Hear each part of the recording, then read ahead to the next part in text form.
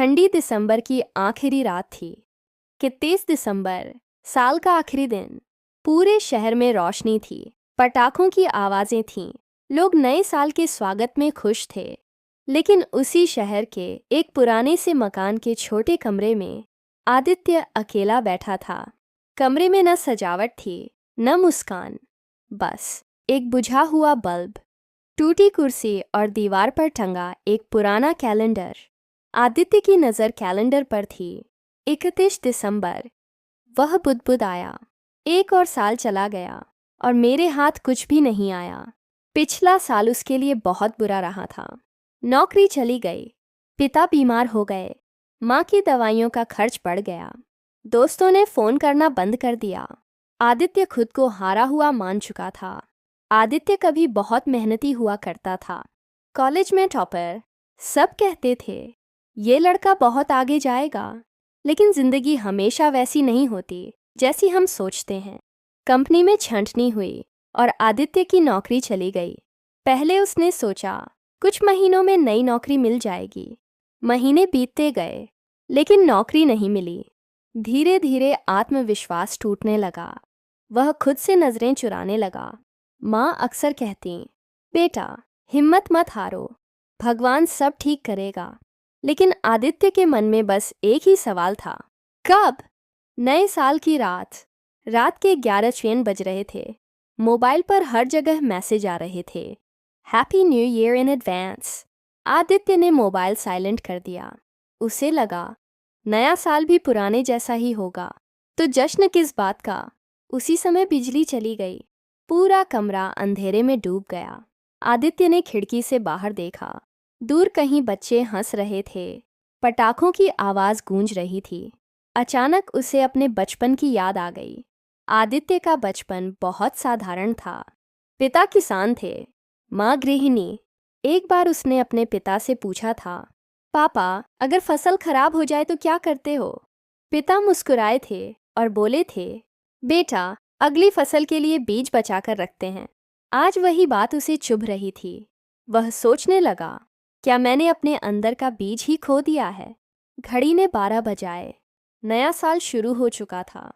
तभी दरवाजे पर हल्की सी दस्तक हुई। आदित्य चौंका, इतनी रात को कौन?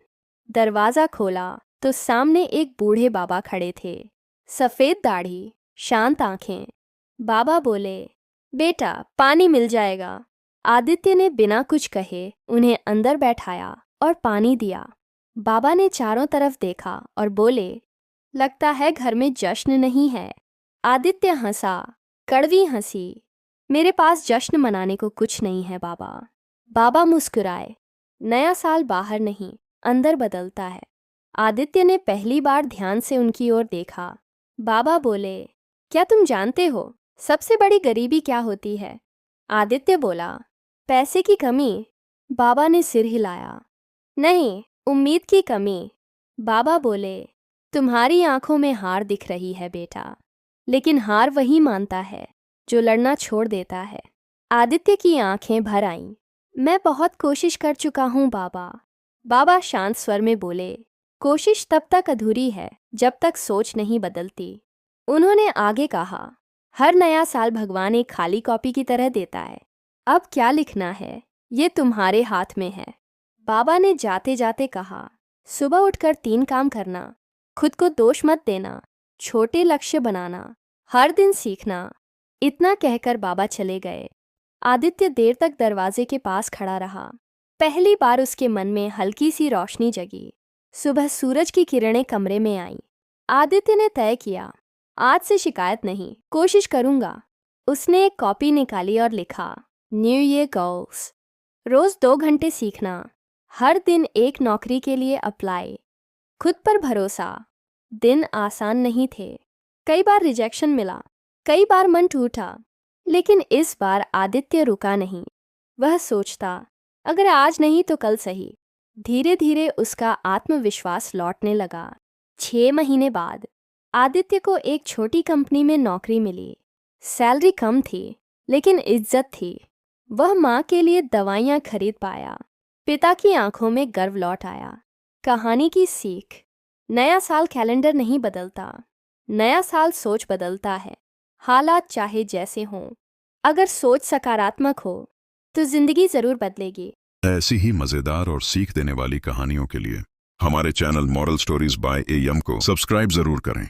आपका एक सब्सक्राइब हमें और अच्छी कहानियां लाने की प्रेरणा देता है।